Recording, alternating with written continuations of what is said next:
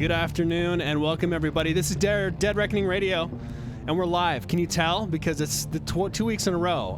The audio just did not come through. I don't know why. Anyway, today is March 31st, 2016. I'm your host, Jay Friesen, and next to me is the glorious Hadley A. Heath, and next to her, across from me, is the one and only Dr. Brian G. Mattson. If this is your first time joining us, Dead Reckoning Radio is the forum where we intelligently engage with culture's critical moments from a distinctly Christian perspective, and we interact with you. A very special welcome to our guests joining us on the live stream and the chat. If you happen to be listening to us on our 5-star rated podcast, that's right, we are 5-star rated, and want to join the live stream next time, jump on our website, www.deadreckoning.tv, and sign up for the email list or follow us on one of our favorite social media accounts.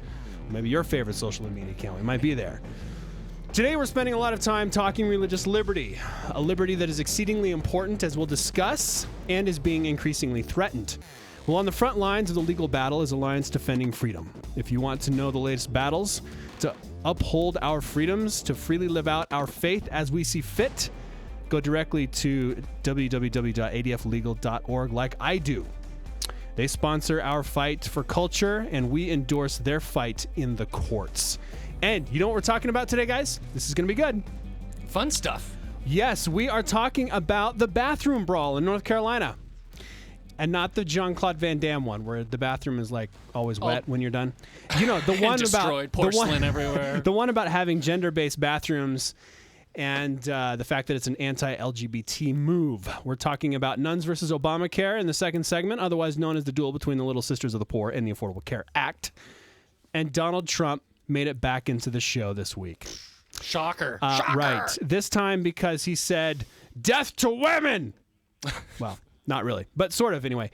We've also got Not the Onion News and Batman versus Superman.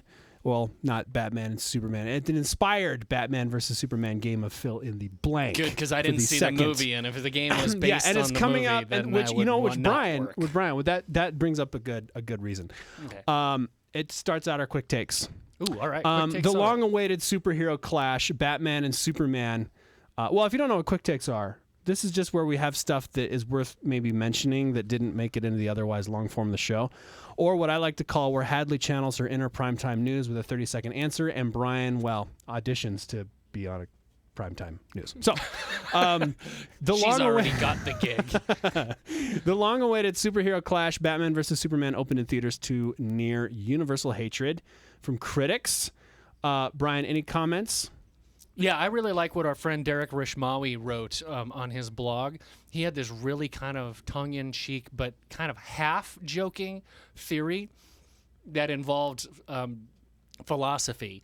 But he essentially said that all of the bashing of this movie is just making this movie into a scapegoat for frustrations that have mounted about superhero movies over the course of the past few years. So what was really needed, it was a catharsis. They needed a scapegoat for all of the critics and all the frustrations they've had about superhero movies and everything that's wrong with them. They just picked poor Ben Affleck just because he's Ben Affleck, and they picked this movie just because they picked it, and they're throwing all of their wrath upon it to exorcise their demons or something like that. I thought that was a pretty good take. Hadley. I'm just so impressed with Brian's answer. It was like 45 seconds. That's the perfect time for an opening argument. Hey, put in a good word for me. All right? Yeah, one of these days they're going to ask me to do something like today. They wanted me to come on and talk about Trump's comments about abortion. Right. And I was like, I don't know. You know, it's hard. I work for IWF. We aren't pro-life or pro-choice as an organization. So you can't actually say anything about it. I should talk about it. There you go. I like it. Yeah. So I haven't seen Batman versus Superman. Usually I like superhero movies. So I don't know. Bad reviews might scare me away, at least till it comes out on DVD. Okay. I just want to ask this question. Jay, this one's for you. In a fight between Batman and Superman, who should win that? I don't care. Oh, just pick one. Come on. Who do you like better, Batman or Superman? Neither? You're no fun. I've never liked either one. Superman is he's an alien's godlike superhero, and Batman is a guy with too much money. I love Batman. I love the realism Yeah. of Batman. I like the You fact that can't it's hate not. somebody just because they're rich. Come on. Yeah, really. What are you? Okay, Bernie Sanders. Occupy Gee. Batman. Occupy. Oh, that was fun. Occupy I like Batman. Batman just because he doesn't have the superpowers, right? And it's cunning and wit and brawn, and he's got the coolest outfit, okay, and the coolest car. All right. Okay. I don't have a preference. I'm not gonna go see it because I'm actually superheroed out.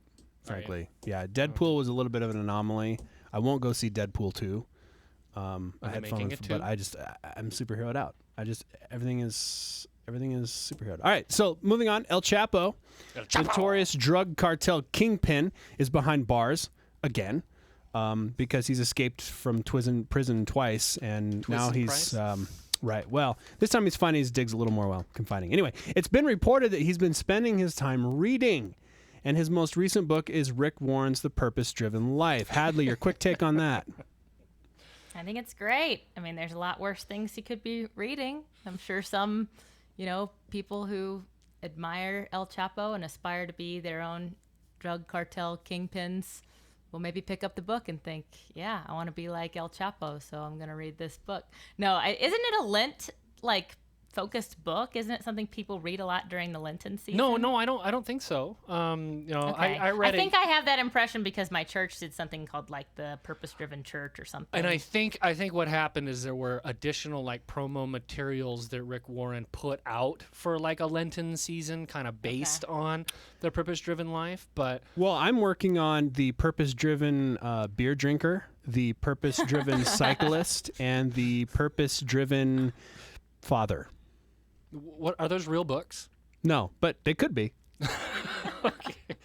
I'm with you, Hadley. There's a lot worse books you could read. I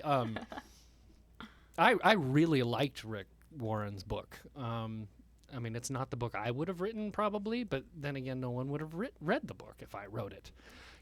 So he wrote it. No one read your other books. Exactly. Sorry, I couldn't resist. It's true. It's true. I know, it was a low blow. That was very low blow. No, I really liked it, and so I think it's kind of odd that it'd be nice if El Chapo had probably read this book before he decided to become a murderous drug kingpin. But I'm glad he is now, and hopefully he finds the real purpose in life is to honor and glorify the Lord Jesus Christ, which Rick Warren spells out very, very clearly and convincingly in that book. Finally, Apple Corporation was asked by the federal government for their help in cracking the San Bernardino killer's iPhone. The company took the path of moral superiority and refused. Then the Fed suddenly dropped their court case and said, wait, never mind, we cracked it. Now Apple is demanding the government tell them how they cracked the phone. Sort of embarrassing. I love it. The feds felt entitled to Apple's help in the first place, but then Apple gave them the middle finger. Now Apple feels entitled to know how the feds did it, and the feds are giving Apple the middle finger. Hadley, quick take. Yeah, no love lost between the federal government and Apple here, especially since Apple tried so hard to play the victim and really use this as a piece of, I think, marketing material when they were getting asked or forced to do this. But a part of me is really glad that we have people who work for or with the federal government who were able to do this. We put a guy on the moon. We ought to be able to crack the iPhone. It's just nice to know that investigators are going to get what they need. Of course, it does raise a lot of questions for me, all those parade of horribles that Apple said would happen if somebody could crack the iPhone, putting all of our iPhones at risk, and the slippery slope argument about how this is going to fall into the hands of hackers. Is that not true? And I also agree with good question. Representative Issa, who said, yeah, no matter how this particular case worked itself out, this is just the beginning of a lot of questions that tech companies are facing with regard to privacy and participating in federal investigations, and where do they draw those lines. So I don't think this issue is going away just because this particular issue about the iPhone, the feds say, nah, we don't need you anymore. These issues are not going anywhere. Okay, I just did find the irony just a little bit delicious, okay? Because Apple comes out, Tim Cook does that marketing letter to everybody. It was an over-the-top self-righteous letter, They're trying to make us, do this thing. And then to have the feds go, yeah, never mind. We cracked your phone. And then to have Tim Cook at Apple going, how did you do that? We demand to know. Of course, the Fed's like, yeah, well, when we demanded, you told us to pound sand, so we're going to tell you guys to pound sand. Kind of a delicious irony.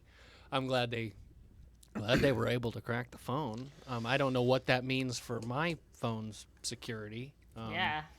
I don't think anything's secure anymore, but I'm stick in the mud You're like kind that. you're kind of a Luddite, for all of your love of technology and stuff. I always feel like you are like mere moments away from throwing it all away and completely unplugging, because you're a little unhinged that way. You are exactly right. I am generally moments away from just unplugging everything and saying I'm done. Yeah, I'm done with the madness. You're dangling on the edge. Okay, on to our real topic. So you kids ready? Because this is going to be a good one. Hadley's home state of North Carolina is the scene of the latest firestorm over an alleged anti-LGBT law. Scare quotes. The city of Charlotte adopted a non-discrimination ordinance that would have allowed people to use any restroom they like, depending on whether they identify as a man or a woman. The state legislature quickly produced a bill nullifying that ordinance. The LGBT lobby and its allies retaliated by denouncing the state's actions as some kind of dangerous theocratic assault on the LGBT community. Of course they did. And in the meantime, New York Governor Cuomo banned all official travel to North Carolina because they're going to be able to uphold that one. And the National Basketball Association has threatened to cancel their plans for the All-Star game in Charlotte because, at which everybody rejoices, because that's like the most boring sporting event in the world today. Says the man who likes baseball. Oh, baseball's I'm way sure, more I'm sure the exciting people with than tickets NBA. to this game are not rejoicing. Okay. You guys, it was hyperbole, There's too much. okay? It was hyperbole. There's too much money in this for the people to do this. Okay, and in related news, the state of Georgia is also under fire for the passage of a religious liberty bill, essentially a RFRA law that the LGBT community says is a thinly veiled law promoting discrimination. Everything discriminates against them. News outlets have taken to putting religious liberty in scare quotes. Yep. It's always religious liberty. Which suggests that it isn't a real liberty At all. after all. So are these reactions overblown, guys? Well, of course. Well, the thing is, we've been dealing with this same issue for years. I mean, Jay, do you remember back in the day when we were doing DRTV? It seemed like every single week it was about RFRA laws and the Memories Pizza case in Indiana, and all of the I don't know, people just losing their minds over what's pretty arcane, legal policy. And this is just the latest in really a long string of these sorts of cases. This one's a little interesting to me because it's dealing with public safety in restrooms, which it's hard for me to know what to say, guys. Okay, it's really hard for me to know what to say because I run the risk. I'm going to be called a bigoted hater no matter what I say. But I do think that... I'm okay with that. I mean, being called a bigoted hater. Not that you're being called a bigoted hater. If you think that the public policy of, men should use the men's room and women should use the women's room is some sort of a vicious, religious, fanatic-driven law to persecute the LGBT community, I think that I think you're crazy. Okay, this is really not a very difficult one. As public policy, that ought to be the policy. No one's being denied a bathroom.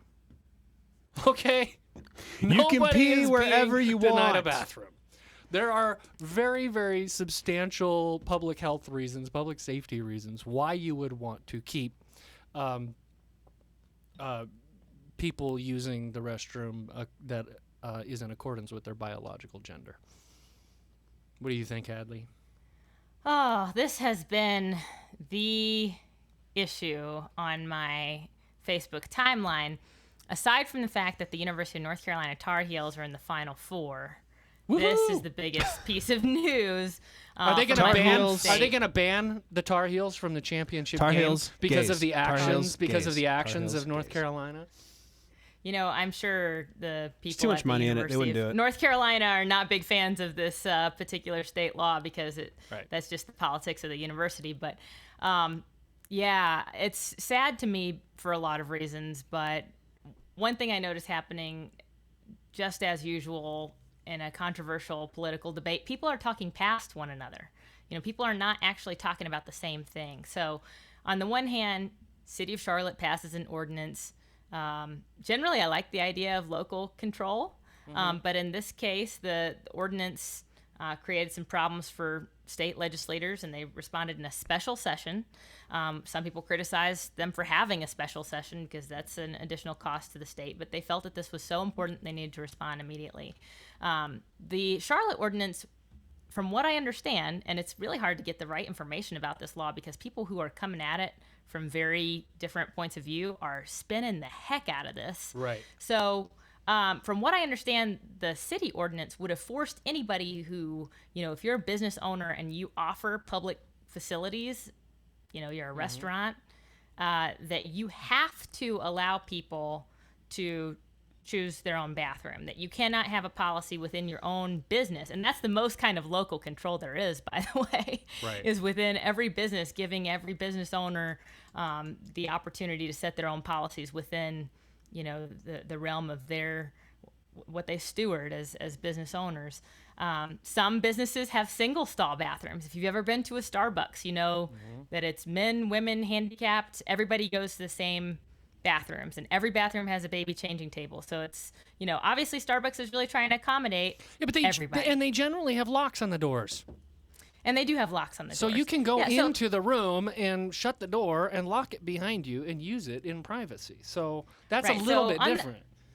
Right. So on the bathroom piece, you know, I'm just in favor of giving people maximum freedom to choose whatever the bathroom policy they want. So if I owned a restaurant and I said, you know, I'm really concerned about the 14-year-old kid who identifies as a different sex and he or she wants to go to the bathroom that doesn't match their anatomy, but as a business owner, that's where my heart is, I think you ought to be able to have that policy. And under the state law, you can make that choice. Under the city law that's been nullified, business owners with the opposite point of view who said, no, I think that men need to go to the men's room, women need to go to the women's room, they didn't have that freedom. And so I like the idea of letting the market sort it out. You know, if you're the kind of person that doesn't want to patronize businesses, you know, like Chick-fil-A or Hobby Lobby because you disagree with their politics, disagree with their bathroom policy maybe, you don't have to shop there. You don't have to go there. You don't have to use the bathroom there. But if you want to go to a business that has a different policy, you're free to do that now. Now, I want to comment really briefly on what else the state law did, because the state law didn't just nullify the Charlotte City Ordinance. And that's been, unfortunately, I think, even greater controversy than the bathroom situation, because people are arguing about the bathroom part of it. But the state also adopted a non-discrimination policy.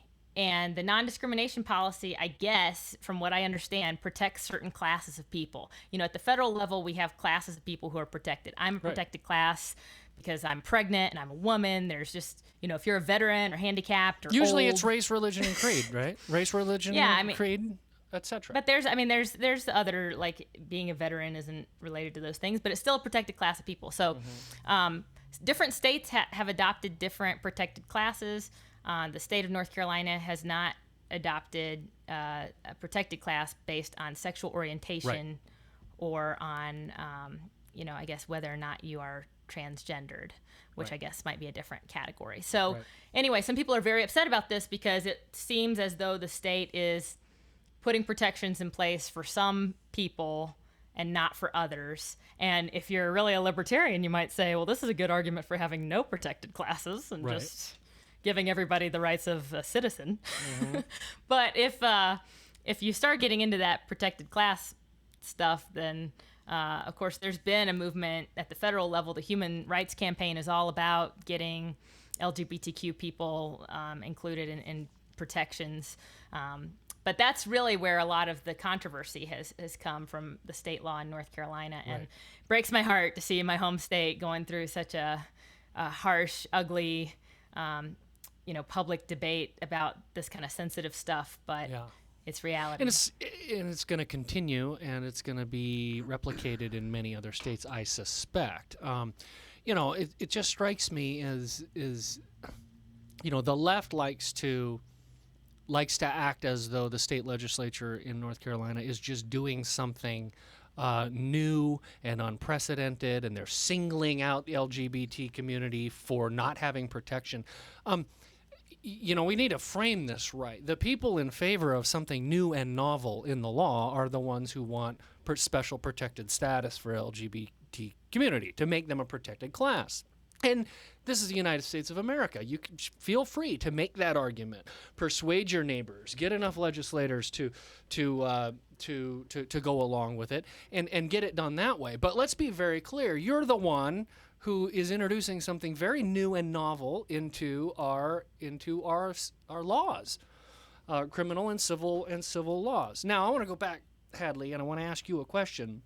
You were making the point you wanted it all to just be up to the individual business owner about bathroom policies at their establishments. Let me run a hypothetical by you.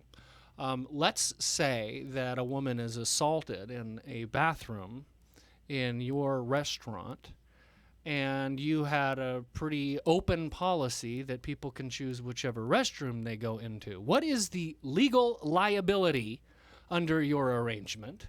Or is there any legal liability if such a horrific thing were to happen in somebody's establishment? Or is there no liability for a business owner for saying, hey, go to whatever bathroom you want? Because it seems to me the policies we've had are precisely to avoid this sort of thing. They're very clear rules, clear distinctions. Why? Because of the public safety issue. Right. But, people get attacked in parking lots and in, non-bathroom areas too. And in that case, I wouldn't know the answer to your question either. If I'm a store owner and somebody gets assaulted in my store, not in the bathroom. The question would be legally under the law. Is it negligence on the part of a store owner that puts somebody in an unsafe environment? I think it's bad public policy for the state to say, hey, everybody, you can just have whatever bathroom policy you want, precisely because of this. Because where's the legal recourse then?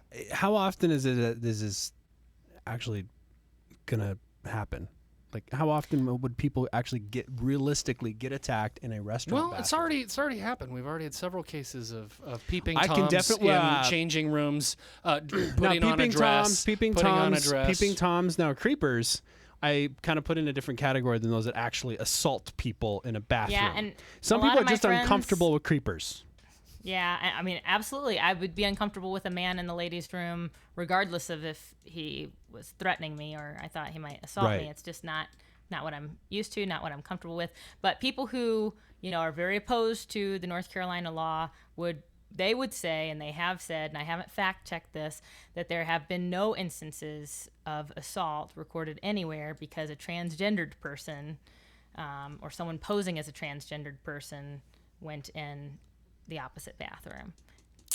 This raises the interesting question. It seems to me is setting a public policy, building a public policy around an exception to the rule. There's a long-standing, idea in public policy that you make laws based on the rule, not the exceptions to the rule. And it seems like our friends on the left are doing the opposite. They're taking the exception to the exception to the rule, transgender access to bathrooms.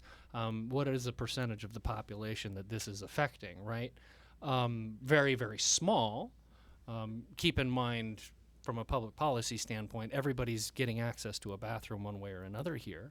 But now we're going to fashion a rule that is providing too broad a blanket of protection, because people who are up to no good can use this for nefarious purposes. And we've already seen that with peeping Tom types, the creepers. And so from a public policy standpoint, you want to come up with a law that is not so broad it can be abused. And this is what happens when you make laws based on the exception to the rule, it seems to me. Is you have unintended consequences to your well-intentioned law. Yeah, the piece that seems to be creating a bigger backlash than just the bathroom piece is the part about discrimination against LGBTQ people and whether or not they have protections under North Carolina state law from discrimination in the workplace and so forth. So that's, I think, a bigger issue because I don't know what the percentage of people in the population who are transgendered are. That's the T in LGBTQ.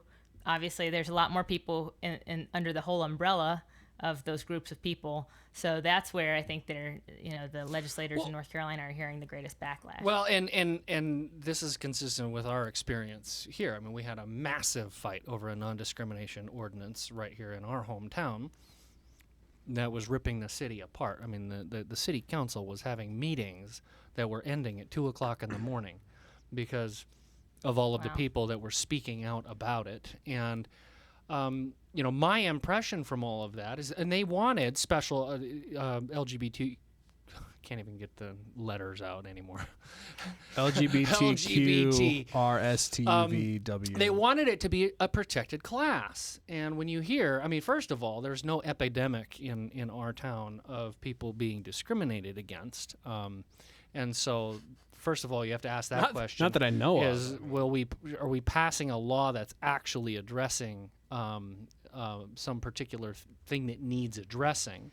That was issue number one. But the real issue here is, I mean, the sense that I got from a lot of the advocates of this NDO is they are not going to be happy or satisfied until they've got a transgender guidance counselor at the private Christian school. It wasn't. The law is drawn so broadly that people will lose their religious liberty rights, like a private Christian school, having control over who we hire, people that are living in consistency with our mission and our core beliefs. That's the concern that I have, and it gets brushed off by the other side. And this is going to lead into our next segment. It gets brushed off as, your scare quote religious liberty concerns.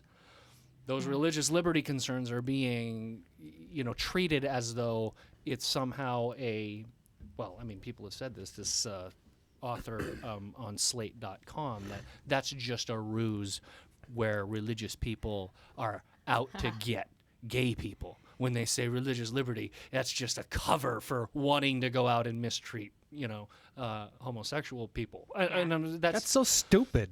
But that's, and I'm sure there's that's a lot the of way it's people framed. And there's a lot of people who I'm sure would say, if you're trying to take like a libertarian position and say everybody make your own bathroom policy, that's me allowing religious bigots to keep someone out of the bathroom of his or her choice. And they would say, you're allowing discrimination to take place against. One of those people would be actually North Carolina's Attorney General, Roy Cooper. I don't know if you guys, this is like a curveball. I'll ask you this question, then maybe we need to move on to a different topic. But our Attorney General in the state of North Carolina says he won't defend this law, which there's already been an ACLU lawsuit filed against the law. So my question for you guys is, what do you think about our AG refusing to defend a state law? And secondly, is there any parallel between someone like Kim Davis, who says, I can't do my state employed job because of my personally deeply held religious convictions about marriage, and someone like Roy Cooper, who says, I can't defend HB2, even though I'm the Attorney General of the state, even though many attorneys and attorneys general and solicitor general have defended a lot of state laws, I'm sure, that they have disagreed with over the years.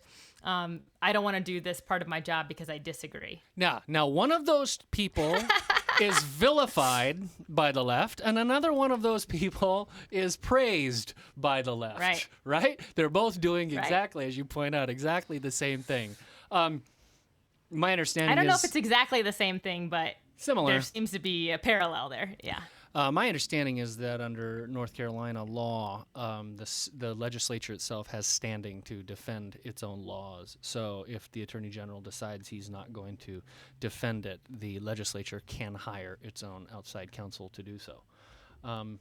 That's my understanding, and so I'm sure that the sponsors of our show, Alliance Defending Freedom, are probably on the phone with them as we speak. Yeah. It seems like there's kind of a layer underneath the layer. Like we're talking about in this case, you bring up the comments of do these guys, is it okay for them not, if it's okay for the AG not to defend the law? Well, what is the AG's role? What is the role of to defend the law? What is the role of these public servants? And then you get into the other layer of saying, okay, well, where do we draw the line with how, like, let's say your business, your restaurant provides a service, and this is something I see pop up over and over again. It's like, well, because you provide a public open service of whatever it is, you print cards, you make flowers or whatever, I bake cake. Mm-hmm. You are therefore obligated to act a certain way. And I guess health laws with like food came at, because you don't want to make people sick, so you've got to somehow regulate the process and handling of food, I guess. Best practices or something. But it kind of seems like nobody's really discussing where the division is between, okay, like this is acceptable for a public business, but then the precedence should be with the owner's personal convictions on how to run their personal business. Well, no, you're a public business, so it doesn't matter. Right. Anything. I mean, nobody's really talking about that layer, like the layer underneath the layer. Well, I think they are. I mean, on the left, they're saying that you if your business can't have conscience protections, it can't have religious liberty protections. You because you're a business, you're a corporation, and therefore you're not entitled to bring your religion into the public square and into the operation of your business. That's been the argument. That's a very convenient argument because, on the other hand, the very same people talk about immoral corporations, evil corporations. Now, excuse me, if corporations, heard that one before. If corporations are not persons, right? If corporations don't have consciences, why are you guys always railing about corporations that don't have consciences? Okay, you can't have that one both ways. Yeah, if you guys didn't see the most recent ad too from Starbucks and the Wall Street Journal and the New York Times, it was a 2-page newspaper ad, and it was like, this election season, everything's gotten so ugly. And it was a thinly veiled, attack on Donald Trump. Mm-hmm. And they're over here on the other page saying, like, instead of bigotry, let's have love. Instead of hatred, let's have tolerance. Instead of egotism, like, let's have humility. Right. And I endorse all those virtues, obviously. Right. But some people were really upset because it seems like a political ad from Starbucks. And I say, you know what? Live and let live. More if power Starbucks to them. Wants to buy the ad space. They bought the ad space. Let them put what they want to put there. Starbucks can operate its business according to its core convictions about right and wrong and virtue. And you know what? And they're different from ours. That means the wedding photographer can do the same, and so can the baker. Yeah. And when you're talking about making laws, again, you make a law to address a significant problem. Okay? Yeah. Arlene's Flowers in Washington State turned down the request of longtime customers to do the flowers for their wedding ceremony. She's lost her business and her livelihood now. Did they have trouble getting wedding flowers in Washington State for their... No, they didn't, okay? In other words, there's plenty of florists, there are plenty of bakers, and there are plenty of photographers that are more than willing to provide those services for your for your ceremony. Therefore, what problem are we solving? What problem are we solving other than we're just putting people out of business and ruining their livelihoods? I think if I were a wedding vendor who was willing to do gay wedding services, I would advertise that as part of my, Absolutely. virtue signaling campaign, and then all the people on the left and all the people who are friendly to gay marriage would think, oh, what a great florist, what a great baker. Right. I want to use this person because I share their worldview. And that's exactly what Starbucks is doing. They're saying, look at all these virtues that we believe in, and look at this political statement that we're trying to make. And people want to hold that coffee cup and say, yeah, I'm a part of that, But I guess the question of what rights people have, I think becomes even more interesting when those people do hold public office, like our Attorney General, who, by the way, is running for governor as a Democrat in North Carolina, and who, by the way, went to the University of North Carolina on the same scholarship that I did. He was a Moorhead scholar, so I don't think, I think he's obviously a smart guy. He probably does a great job as Attorney General, except for this particular case where he says, I refuse to do my job because I don't agree with this law. We haven't even talked about Governor Cuomo and New York. We're going to ban all official travel. Oh, they're taking official trips to Cuba. They're taking trips to Cuba. Now, how do you think the LGBT community is treated in Cuba? All the threats with Georgia were just like, really, guys, it's going to cost you too much to pull out. Yeah. It's going to cost you too much not to But do I'm business sitting there. here going, you guys have, fraternal relations with Cuba now. You guys are taking state delegations down there. What's their view of the LGBT community? I mean, it's hard for me to see this as anything other than cynical. This is just a cynical political statement. It's jumping on a very popular bandwagon, and they cannot possibly be serious about it at the end of the day, given the other people they do business with, who are definitely more opponents to their cause than North Carolina is, or Georgia. But, man, this is stuff that's going to be with us for a long time. And we predicted this, right? When Obergefell was first decided, we said this is going to launch decades of strife into our body politic, because we are now going to have to rewrite what the laws are on so many different levels. Well, the good news is, guys, we're not going to leave the topic alone, because when we come back after this, after the break, we are actually going to talk about conscience rights again. Talk about conscience rights again. And, something I do want to bring up is, like, where, and you guys can put this in the back of your heads, why the emphasis on religion? Why isn't it just conscience, period? But it's like, oh, well, you have religious convictions, so it all falls under the religion category. Then it gets sticky. You can have other non-religious based, and that's okay. But you just can't have religious ones. I want to bring that up when we come back. Okay. But first, you guys, let's take a breather. It's a heavy topic. And let's go to something equally as heavy.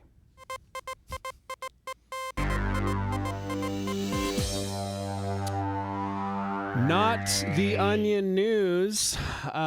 This is essentially the segment of the show where we pit wit versus wit, Brian versus Hadley. I read out two headlines. For the record, I was once a contestant of this, and then it just got no fun for me because I always lost to Hadley. And so anyway, it's just the two of us. Just the two of you guys now, yeah. And I have no idea what the score is, so we're gonna let everybody online vote. And I read one headline, and it could be fake or it could be real. And I read another headline, it could be fake and it could be real. And Brian and Hadley have to guess which one is which. You guys ready? Yeah, I'm ready. All right. Headline number 1. Rogue squirrel results in school lockdown. SWAT responds. Headline 1. Headline 2. Man. Senior prank gone wrong. Deer destroys boys' locker room. Wow. Yeah, these are both wildlife based today. I see that. And we even got the bathroom tie-in. Uh-huh. Yeah.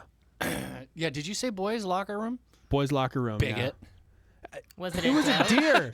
It was a deer. Oh, you're so so now we're gonna get gender heteronormative here. A boys' locker room. not to mention unisex locker room, species thank or you. species normative. Speciesist. You speciesist. Speciesist. Yeah. Why can't deer be in a human's locker room?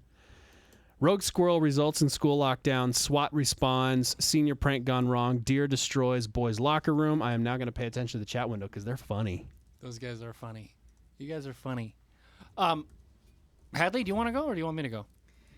I'm gonna say that the squirrel thing is real, and that the deer thing is fake. I'm going the other direction. Hey, Because imagine that.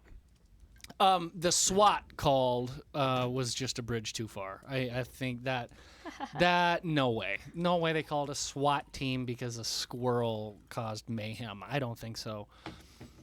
But I could see a senior prank of guys capturing a deer and putting a deer in the school. I can see that happening. So I'm going with deer in the locker room is the real story.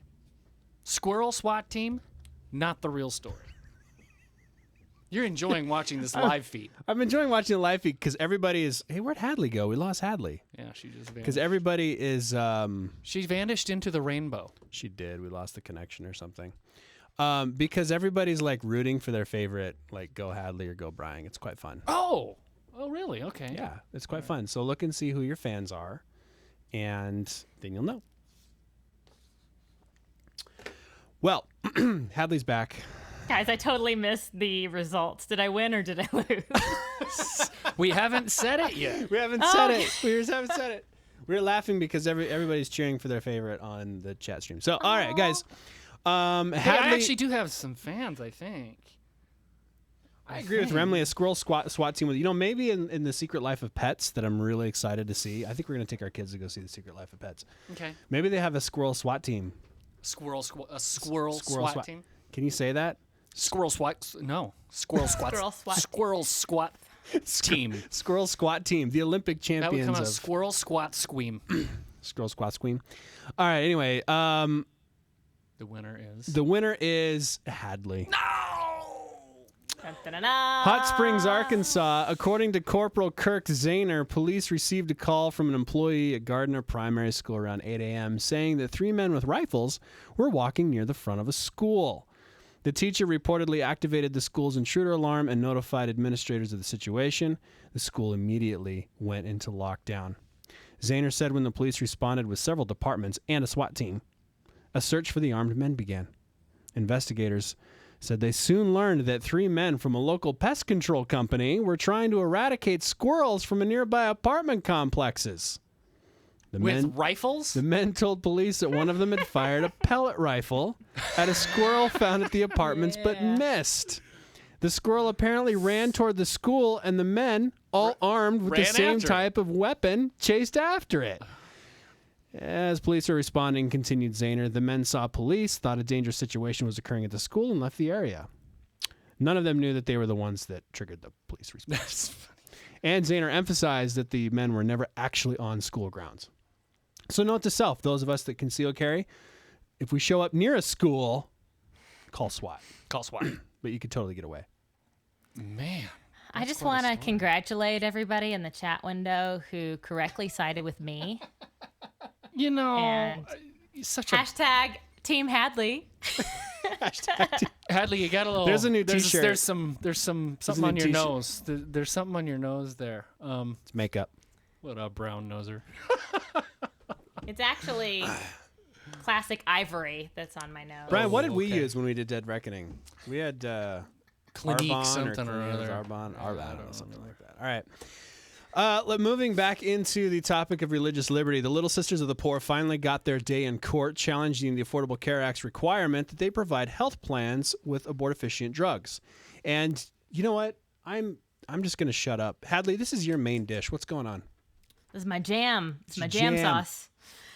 Oh, man. So the case is actually now called Zubik versus Burwell for anybody who wants to nerd out on some court documents, including, for example, an amicus brief filed by the Independent Women's Forum and the Cato Institute. Nice. Authored by you, partly? Oh, no, not really. I'm not a Okay. lawyer. I do get to, read over it before it gets published and make any suggestions I want to make. Yeah, so.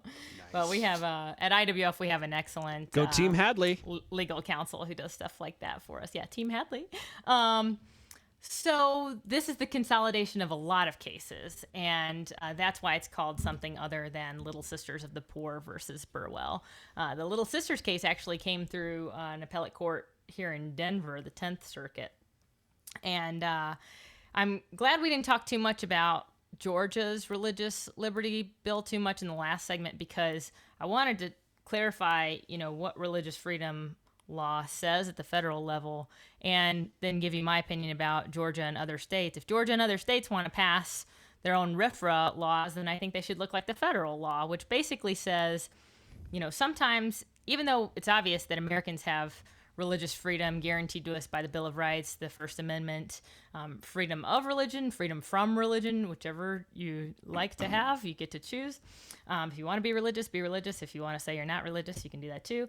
But on top of the First Amendment, in the 1990s, Congress passed and President Bill Clinton signed the Religious Freedom Restoration Act, which was there to clarify what happens if state action being federal government action or at the state level action from the state government, violates someone's or burdens someone's religious freedom. And in that case, RFRA says the government has to show that they have a public interest in their action, a legitimate public interest, and that what they're doing is the least restrictive means by which to fulfill that public interest or reach that goal. Yeah. So in the case of Little Sisters, and very similar to Hobby Lobby, although Hobby Lobby was a for-profit company, Little Sisters is a not-for-profit organization. The government tried to give nonprofits like Little Sisters a so-called accommodation from the contraceptive mandate in Obamacare. The accommodation is not really an accommodation. It's basically a workaround that still requires nonprofit groups like the Little Sisters to sign off on coverage for drugs that they believe are morally objectionable and violate their religious beliefs. So the Little Sisters are challenging this, saying essentially, the court has to decide whether or not they believe the government has a legitimate public interest in providing birth control to the widest audience of Americans possible, and also whether or not they're doing with this mandate is the least restrictive means by which they could provide those birth controls and birth control services. So that's what's going on with the Little Sisters. Is that a good summary? Yeah, that was an excellent summary. I mean, a lot of thoughts came to mind.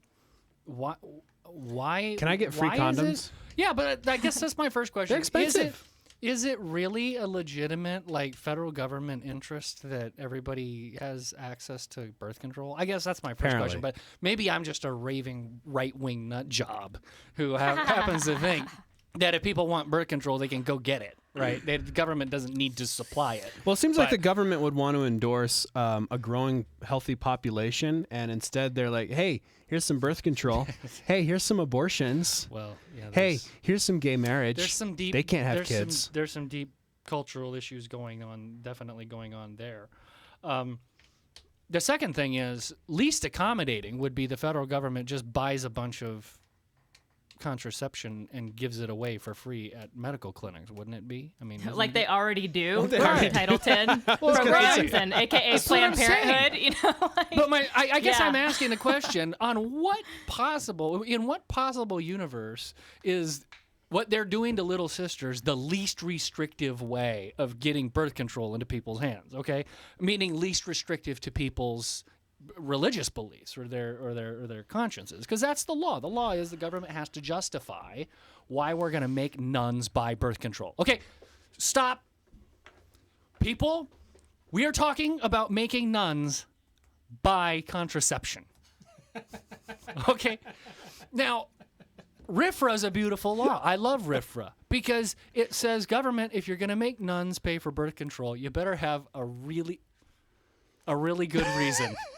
They're sleeping around, man. A really Those good nuns. reason, and you better be able to justify it. I don't see how how the government could possibly prevail on this case, because it's not the least restrictive means, and you are definitely burdening. Who could argue you're not burdening their religious beliefs Well, or their religious conscience? let's go ahead Well, and tie up a bunch some of money. people are into it. arguing that, and they're saying all the nuns have to do basically is some paperwork and file it with a third-party health coverage provider who offers this coverage. This is where Hobby Lobby and Little Sisters are different, right? Because Hobby pretty Lobby's clear that self-insured, right? Or the Green family that owned Hobby Lobby had very clear religious beliefs against 4 of the 16 contraceptives they were required to offer through their company's insurance policy. The accommodation that the federal government has offered similarly situated not-for-profit groups like Little Sisters is, okay, instead of you having to buy this insurance policy that includes all these contraceptives, you just have to fill out this paperwork, basically giving this third-party provider, this third party, the, Insurance company. understanding that you are not giving this coverage to your employees. So they're going to go directly to your employees and provide the coverage. right. And so So the government is saying, look, you don't what's a have form? to. What's your signature? What's your name? They're saying, they're saying you don't have to give this coverage to your employees, but you got to hook them up. Yep.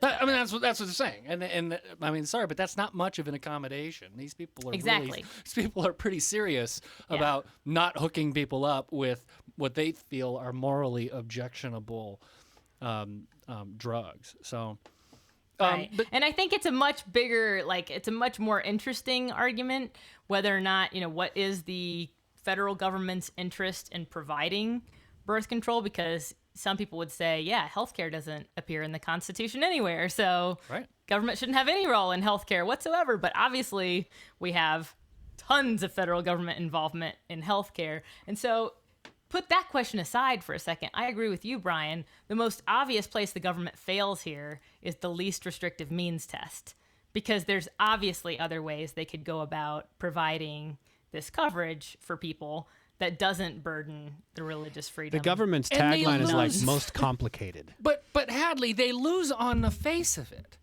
They lose on the face of it because they already have granted all kinds of waivers and exceptions to all kinds of groups with all sorts of things with the ACA, haven't they? I mean, so if the Little Sisters are being held to a standard that other groups aren't they?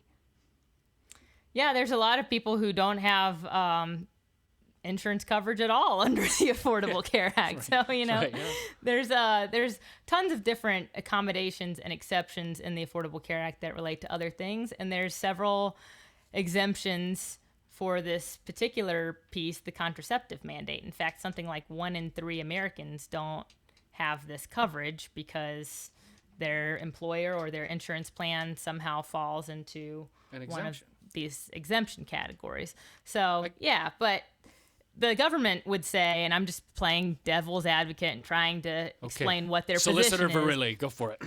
Right. Their position would be each one of those accommodations and exemptions has been put into place for a particular reason. And they would say there's not any reason why the Little Sisters should have an accommodation or exemption. What they really need is an exemption, because the federal government's obviously not very good with this accommodation stuff. They just don't get it. Right. And to me, what blows my mind is that, if you're a church, if you're the Catholic Church, you are exempt already. If you're a house of worship, that's one of those exemptions. You're exempt already. But if you're a group of nuns, this is where blows my mind. The federal government has gotten itself somehow, because of the ACA, into the business of deciding who's religious enough for an exemption. And they have decided that a group of nuns is not religious enough. Wow. So That's just that's crazy. really, that's where they lose on the face of it. But, we don't just have these arguments at face value. There's legalese behind everything. Right. And I think if you want to get really technical, then the most obvious failure here is the least restrictive means part. And Hobby Lobby was a different year, a different time. A different the time court. Of Justice Scalia. A different court. Exactly. Yeah. And so now that we have 4 and 4, that's why I mentioned that this is a group of consolidated cases, because essentially what will happen is all of the cases that have been consolidated here, and some of them involve Christian colleges and universities and other not-for-profit organizations, in addition to the Little Sisters, those rulings revert to the appellate level. And so there will be disparate outcomes. There will be for some different plaintiffs. right. Some of those petitioners come from appellate regions that sided with them, and some of them, it was a split circuit. That's one of the reasons the Supreme Court took it up. But interesting some people are going to development. be better off. Interesting development in this case. In a very, very rare turn of events, the court has asked for additional briefing by the parties after oral argument. This almost never happens. And they were particularly interested in the parties briefing, meaning writing an argument for the court, briefing the issue of alternative ways of accomplishing the government's aims here. And that tells me that the government very well may lose this on the least restrictive means test.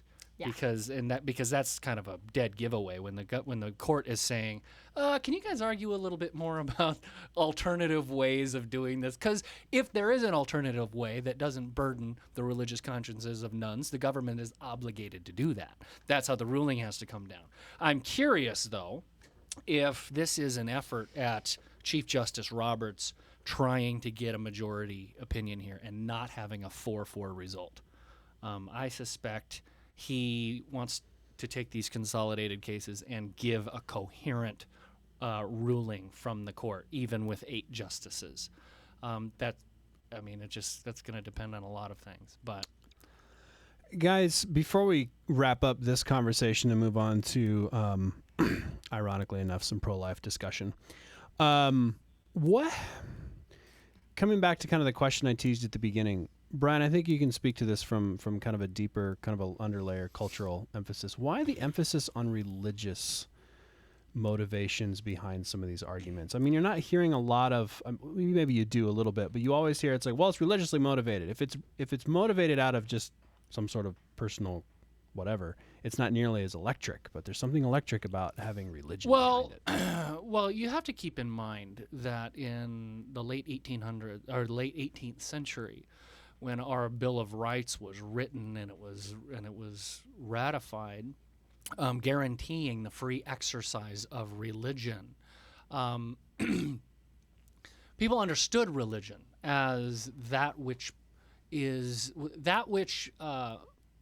motivates your deepest beliefs about things, your convictions, the virtues you hold dear are religiously motivated. That's how most people thought in the 18th century. We live in a very different era now, where we have this very strict divide between the sacred and the secular, right? Religious thoughts or ideas over here, and secular thoughts and ideas over here. We have a very, very deep split between those things that was not as obvious to people living in the 18th century. I think that split is nonsense anyway. People who have secular convictions about ideas like equality, for example, are no less religious than the nun who doesn't believe in abortifacient drugs, okay? They have a very deep-seated core conviction about what is virtuous, what is good, what is true. All of those things, those are religious commitments at the end of the day. And simply by saying, no, it's not religiously based, doesn't mean that it isn't religiously based. Sure it is. That's where our core convictions come from. They come from our beliefs about the world, our beliefs about who we are, where we're headed, what is true, what is good, what is beautiful. Those kinds of questions are not settled in a scientific laboratory, okay? Nobody's in a lab doing an experiment on what the good is, or what the beautiful is, or what the true is. Those are philosophical and theological commitments. So what I'm saying is everybody's religious at the end of the day. Everybody's core convictions are formed by their beliefs about themselves and about the world. Our system of government protects your right to believe and to live in accordance with those beliefs. And when the government has to step in and impinge on those views and those liberties that you have, our system is set up so that they have a very high burden to meet. Do you know how the RFRA law originally came about? The RFRA law came about because the federal government arrested some Native Americans for trafficking in peyote because of their religious ceremonies. They needed to smoke peyote. That's what they did. The federal government intervened, and the court said that they could do that. That the federal government can tell Native Americans you can't smoke peyote. Guess who was on the winning side of that case? Justice Scalia, by the way. The reaction to that was Bill Clinton and the U.S. Congress saying we need stronger protections for people's religious convictions. So let's craft this bill that says if the government is going to impinge on your religious practice, here are the elements they need to satisfy. Least restrictive means, legitimate government interest, and all of that to protect people like Native Americans who wanted to smoke peyote in their ceremonies. That's how that's all came about. And, you know, everybody loved it. That was a unanimous bill. Unanimous, I believe, in the Senate. It was a 98-0 or something like that, a couple of abstentions. Very popular bill. Well, what's happened? Now we have evangelical cake makers and photographers and florists saying, "Hey, I have rights here. I have religious liberty, and we want RFRA laws to help us protect." Well, it's great when it's a Native American smoking peyote, but you got Arlene out in Washington not making flowers for the gay wedding. We can't have that. That's intolerable. Overnight, this law went from being the most popular thing in the world that Bill Clinton signed into law to being hateful and bigoted. Anybody who suggests that a RFRA law is a good thing. It's an evil thing, right? The same people who once supported it don't anymore. And I suggest to you it's because of the kinds of people being protected by it. That was awesome. I think what Brian said about everyone being religious, I endorse that 100%, because people who sometimes say, you know, they adamantly embrace a worldview that is opposite mine, sometimes I think they are just as passionate, and I think it takes just as much faith to believe in their worldview as it does to believe in mine, regardless of, you know, our legal system, which was built around our first freedom, the freedom of religion. The reason that comes first is because, and my grandfather, who's deceased now, would say that this is our most important freedom, because if we aren't free to serve our God and to live our lives in accordance with what we believe about God and the universe, then we aren't free at all.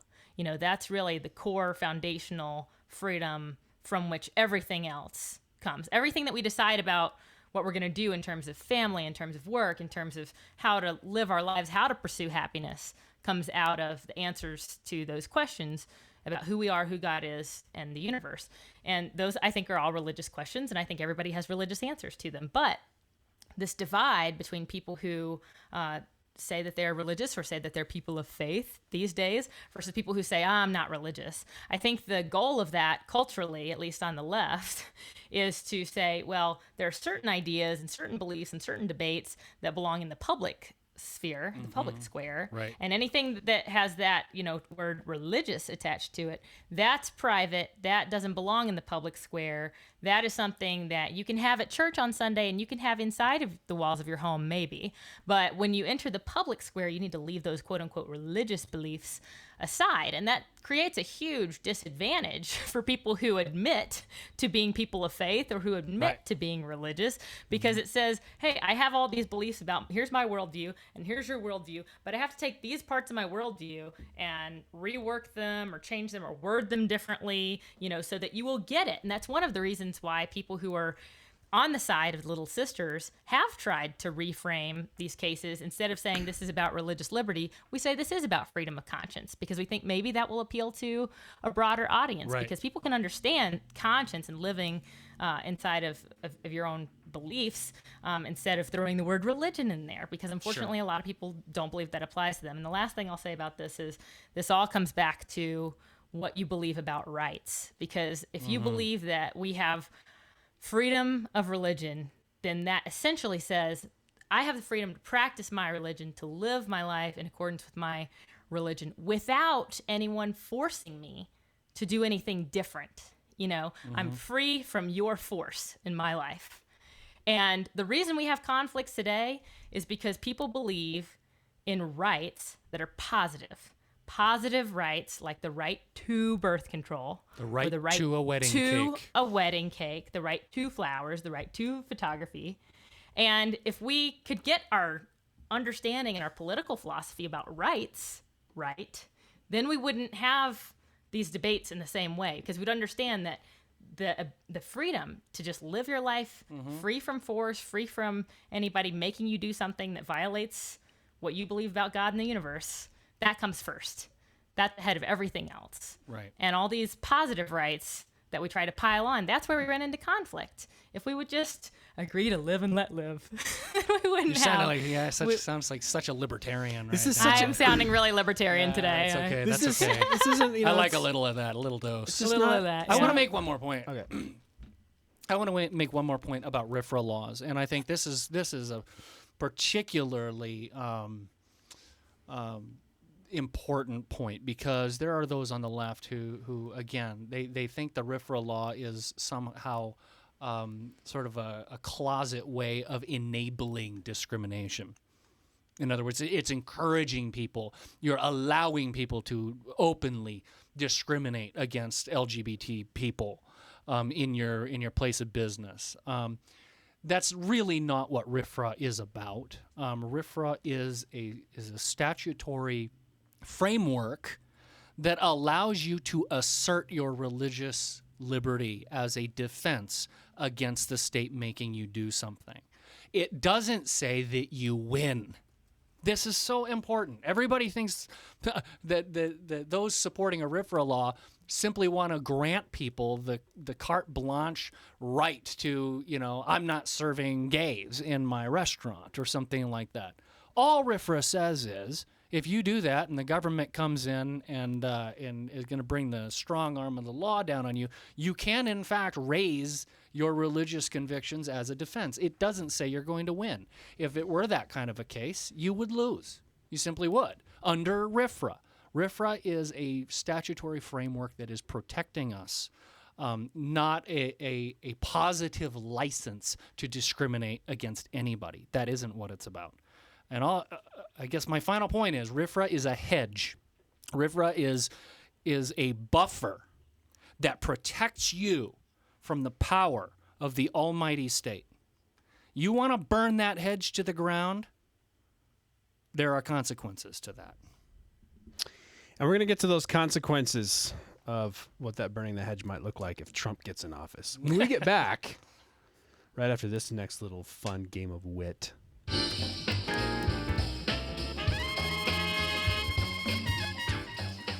Right. So, guys, this one is called Fill in the Blank. This is a Batman versus Superman inspired version. So get your superhero knowledge ready. This is very easy. Just like our previous games of wit and whimsy, we go back and forth. There's really no score. It's just who can name them and go. So our fan on chat right now, Casey, would actually get all of these incredibly fast. So he's that smart. It's kind of his thing. So All right. right, we're gonna start, since Hadley you won. We're gonna start with Brian. Blank in black. Men. Hadley, the blank knight. Dark. Right. Brian, the blank city. Or not the, just blank city. Sin. Okay. Hadley, blank of steel. Man. Perfect. Brian, X2, X-Men blank. I'm sorry, say that again? X2, X-Men blank. No idea. Hadley? First class. Nope. United. X-Men United. I'm not an X-Men guy. X-Men guy. Hadley, Captain America, the blank Avenger. First. Bingo. Brian.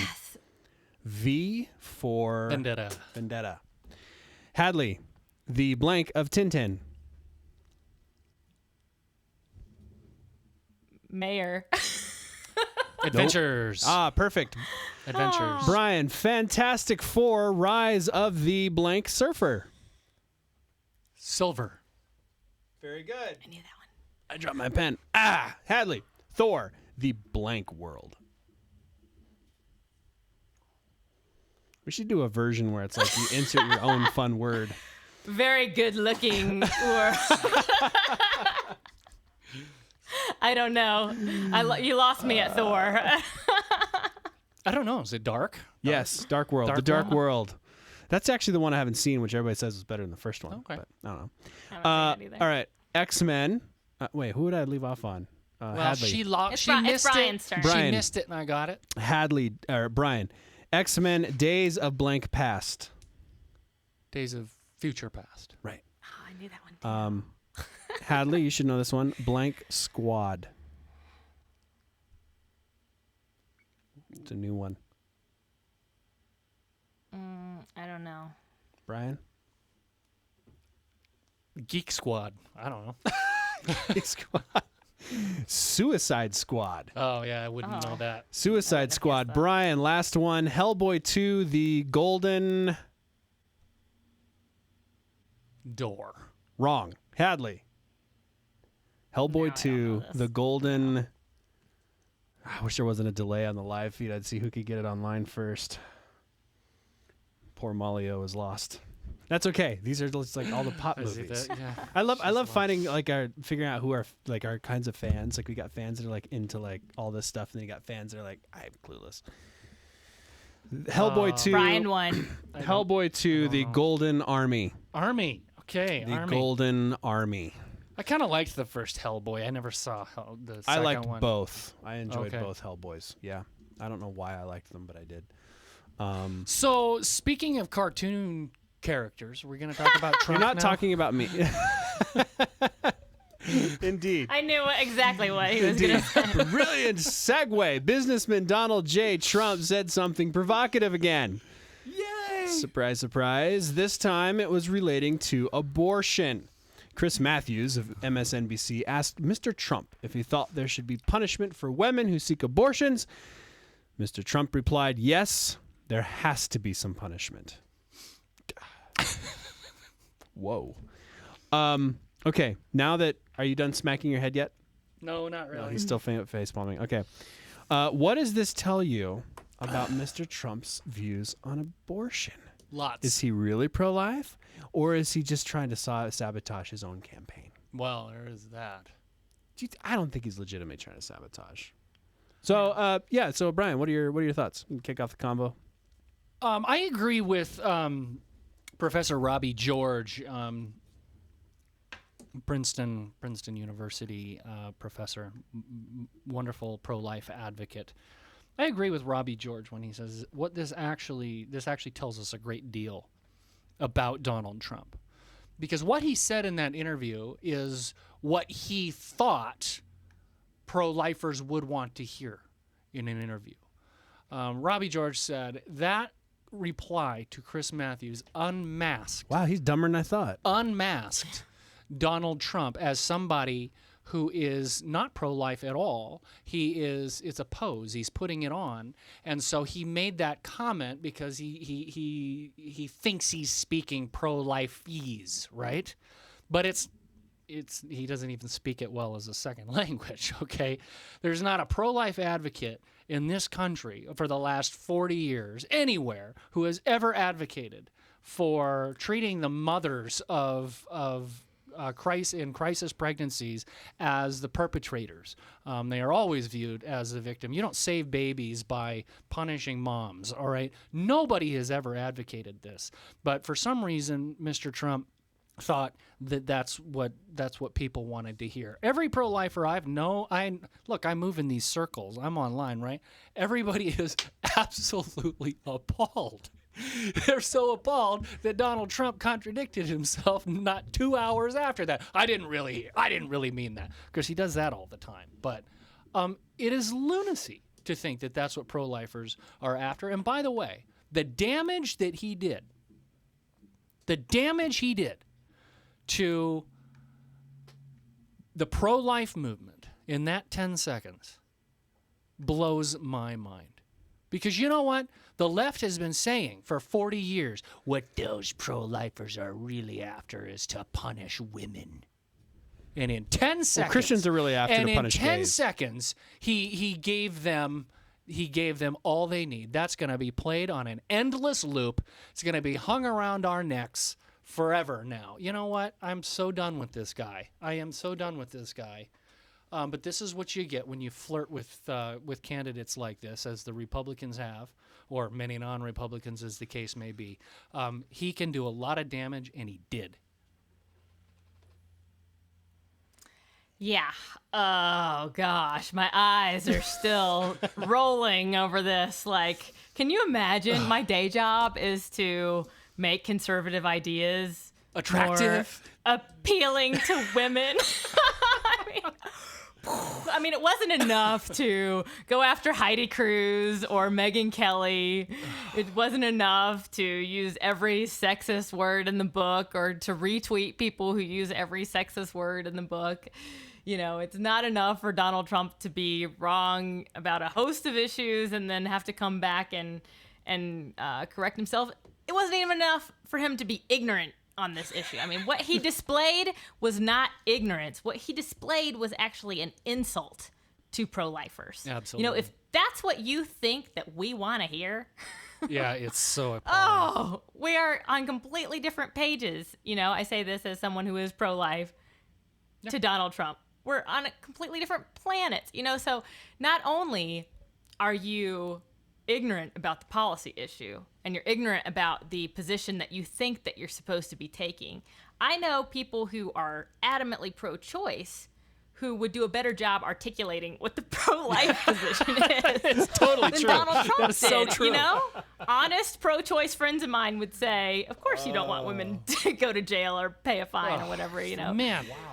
Oh, so I think you're right, Brian. It's so frustrating, but it's just par for the course for Donald Trump, you know? Welcome to the club, pro-life people. He's been getting all of our conservative issues wrong. I mean, I work on healthcare policy, and the guy he needs to be our can't get healthcare GOP right, candidate. you know? He needs to be the GOP candidate. Oh, 'cause yeah. He gets them all right. I mean, he totally knows the party. It's Now mind-boggling. he did, just to try to be fair to Donald Trump, for all the people who might like Why? him a little Why bit. are you doing he that? started Why are it. you doing Let that? me tell Why you- are let me Hadley, tell do you not be something. fair to this man. He's an imbecile. Let me tell you about what happened. Chris Matthews goaded him into this answer, and then a few hours later, he issued a correction. He issued a clarification about his position. I'm sorry, I can't say it with a straight can't face. say it with a Like, straight face. Obviously, like, the guy just doesn't get it, you know, and he doesn't even seem to care to get it. He doesn't care. He doesn't You want know. to. No, he hasn't. Look, he hasn't needed to care up to this point, and look at where he's gone and how successful he's been. I guess all I can say at the end of the day is to all of these people who have been supporting him, and all of these people who ought to know better, who have been supporting him. There are people in the conservative movement, and all I have to say to you today is shame on you.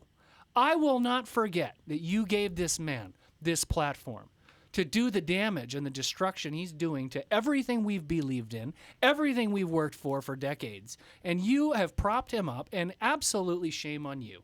It was a humiliating, embarrassing moment. There is no excuse for it. And I shame on you. All of you enablers out there who have enabled this. This is a hijacking of the Republican Party. It's nothing less than a hijacking from a man who wouldn't know a pro-lifer he wouldn't know a pro-lifer. He's never been one. He's never held those views. He's said exactly the opposite. And this is what you get when you prop him up. He's going to try it on for size, and it is hideous. It's a hideous, hideous thing. But, you know, I don't think a lot of the people, I've been trying to figure out the base of support for Donald Trump, and I don't think that there's necessarily a lot of people who would say that abortion is their most important issue and that a candidate's pro-life position is their most important qualification, because it's pretty clear if you look into his background, to his record, Donald Trump has been outspokenly pro-choice before. Still And so is. if that He still was- praises if that Planned was- Parenthood to this day. So if that was your number one issue, you probably weren't on the Trump train to begin with, you know. And I've come to this conclusion, you know. It's nice to take a week off just to like breathe fresh air. But one of the things that I have come to believe is that there are some people who have legitimate reasons, positive, legitimate reasons that they support Trump. But what I do not understand is how all the negatives against this candidate have yet to scare them off. Because I understand. I understand if you are someone who really believes that our trade policies need to be more protectionist, and if you're someone who really believes that our immigration policy needs to be much more restrictive, and if you're someone who really wants to send someone to the White House who's never held public office before, I understand that those are reasons that you could articulate intelligently that you might support Donald Trump. And I've met people and I've talked to people who hold those views. Mm-hmm.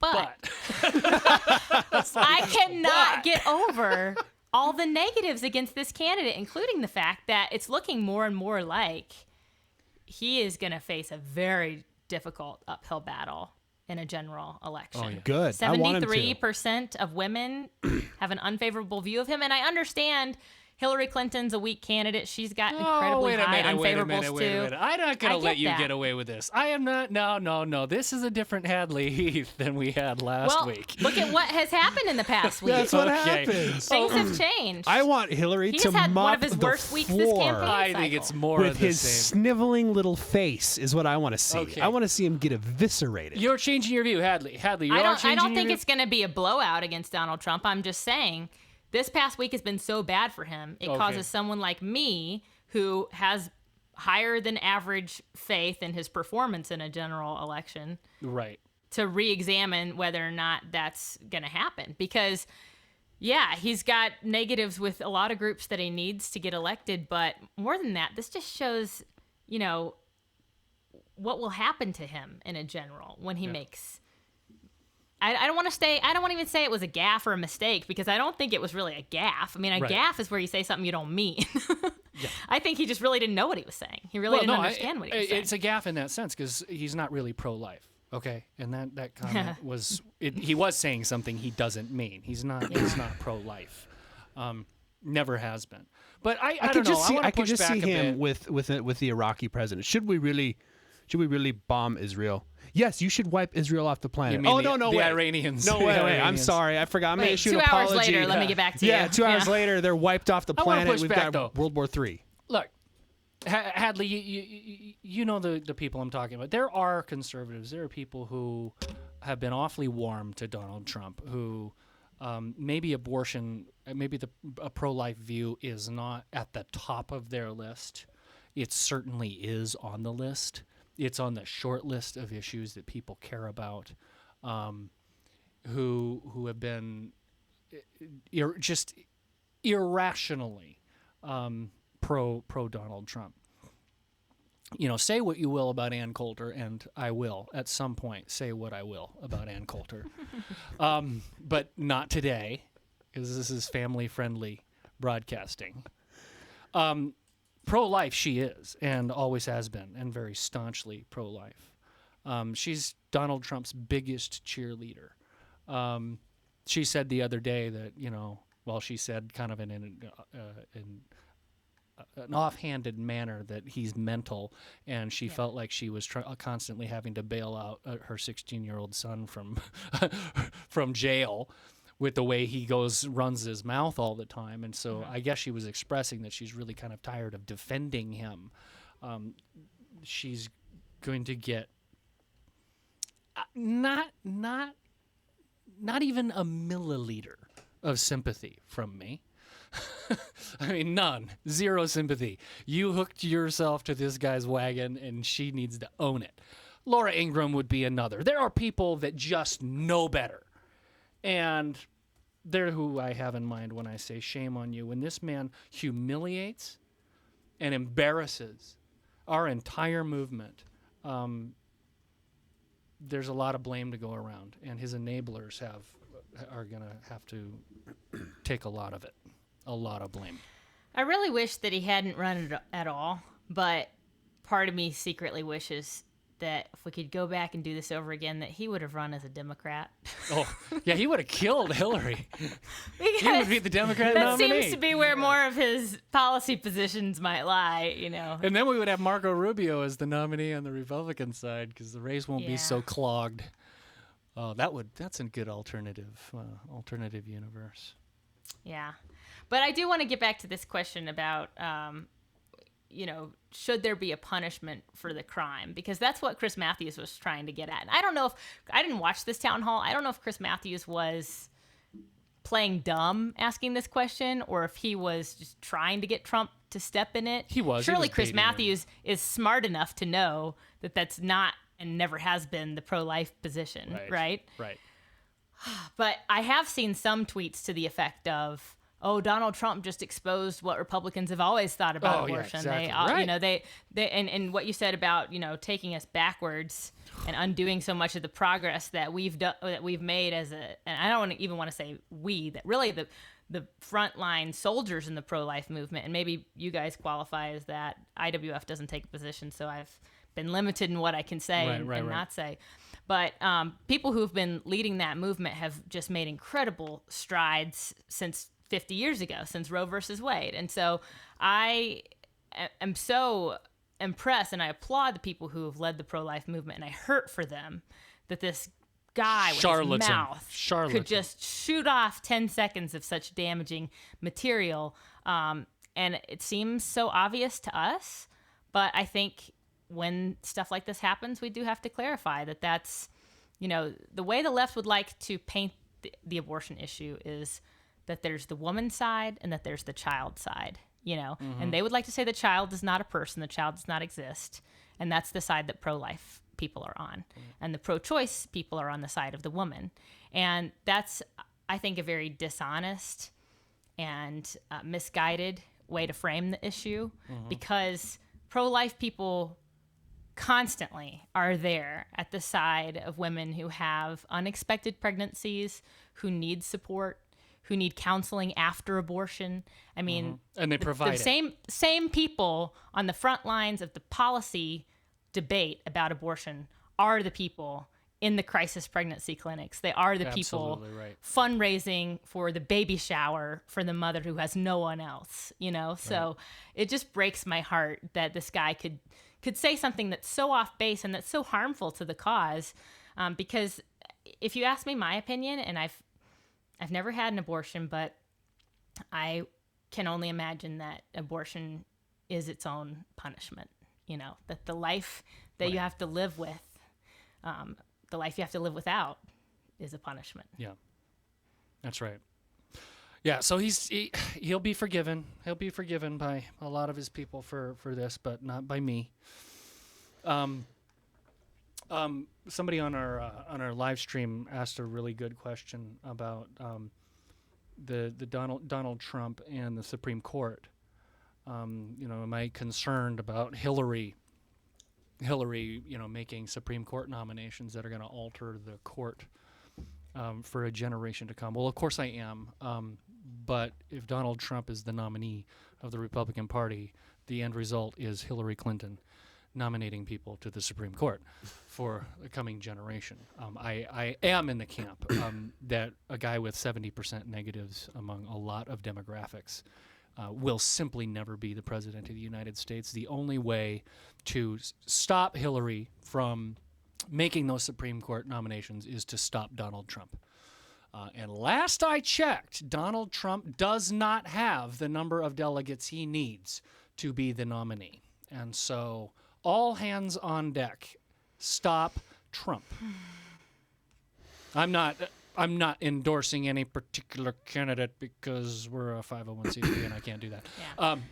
Nor are you endorsing assassinating Trump? No, I'm not endorsing anything like that. You just said stop Trump. So, No, stop Trump meaning deny him the delegates. Deny him the delegates. If you have a primary or a caucus in your state, you take the person running second and vote for him. If Trump is leading. The obvious second place guy in the GOP right now is Ted Cruz. Obvious. And he's in second place, but I gotta confess, and we don't have a lot of time to get into this, but I'm skeptical about his general election. I am too. chances, too. But I would say this. Losing a general election with Ted Cruz running is not nearly as catastrophic as losing a general election with Donald Trump running. I think Donald Trump spells a massive split and really maybe the destruction of the Republican Party as we know it. And I think that Ted Cruz would hold the coalition together in a way Donald wouldn't. And I'd rather take my chances with Cruz. Look, Trump's. I don't even know who the coalition is anymore. Well, because true. if 30 or 40% of our so-called coalition, our so-called party, is supporting Donald Trump, there's going to be a big major differences. There's a massive reckoning. There's a massive reckoning that's going to take place no matter what. But I'm telling you right now, Ted Cruz runs way closer to Hillary than Donald Trump does. Yeah, I just sat here. I don't know about that. I just sat I here. think he does in the polling. I don't know about that. Trump is losing by double digits to Hillary. Cruz is within a margin of error, probably. I just sat here thinking, why am I even still with the GOP that's even gotten this far? Well, Or my read the my platform. Republican Read the platform. candidacy is. Somebody tell Donald Trump to read the platform. Donald Trump has never read the platform. How can he run if he's never read the platform? He's never read the I just don't Constitution of the United States either. Never. I mean, does anybody here believe that? I mean that as an honest question. This is an honest question.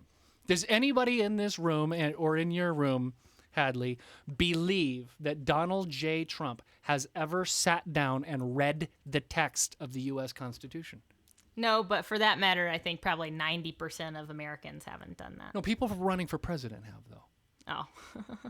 Don't you think? Maybe half of them. I mean, most politicians have read it. I mean, most politicians, I think if you're running for I think office, everybody's supposed to read it in school, Yeah. right? Like I that's read where it. I first read the Couple Constitution. times. I just don't believe that guy's ever read it. I even memorized the preamble.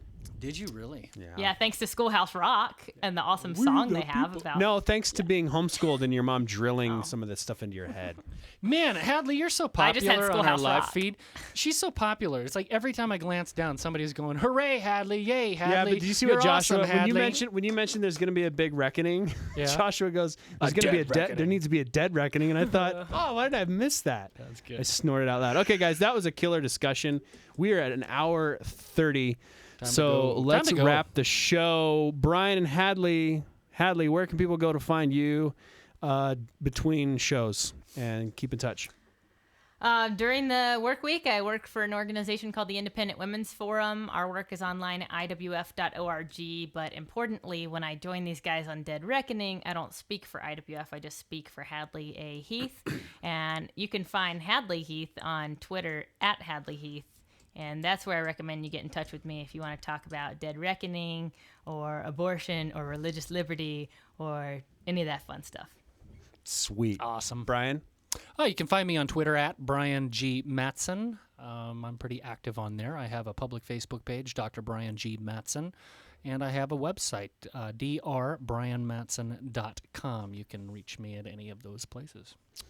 And to follow Dead Reckoning on the social media at DReckoning TV, Dead Reckoning TV on YouTube, www.deadreckoning.tv is our website to get further links, to subscribe to the email newsletter, to get notified when we're going to go live, to get notified when we have a new podcast. Oh, speaking of podcasts, don't forget to subscribe to us on iTunes or Amazon or your favorite podcast app, regardless of whether or not you listen to us. Because you know what happens? It automatically downloads. And besides, you will want to listen to us again. We are that good. You're going to be like, I need to catch that conversation again. That was some good food to chew on, and I had fun doing it. So follow us, rate us while you're there. Please give us 5 stars. If we're not worthy of 5 stars, please be honest and tell us so. If you're a troll, go away. We don't like you here. Special thanks to our sponsor, who your topic got a lot of airplay. Alliance Defending Freedom, www.adflegal.org. They defend our right to freely live out our faith, regardless of what faith that is. We've just discussed the fact that religion is a part of everyone, and you should be free to live your life as you choose to do so within obvious Within the bounds of the law. Anyway, I think you sort of like created a hole for yourself right there. You just kind of stumbled. visit Alliance Defending Freedom, adflegal.org. Sign up to get notified of what the latest is there. Thank them for sponsoring our show. And if you would like to sponsor our show or know somebody who would, we are a rousing podcast with probably one of the highest rated now on iTunes in terms of our genre. It's awesome. We get thousands of listeners every week. Not really.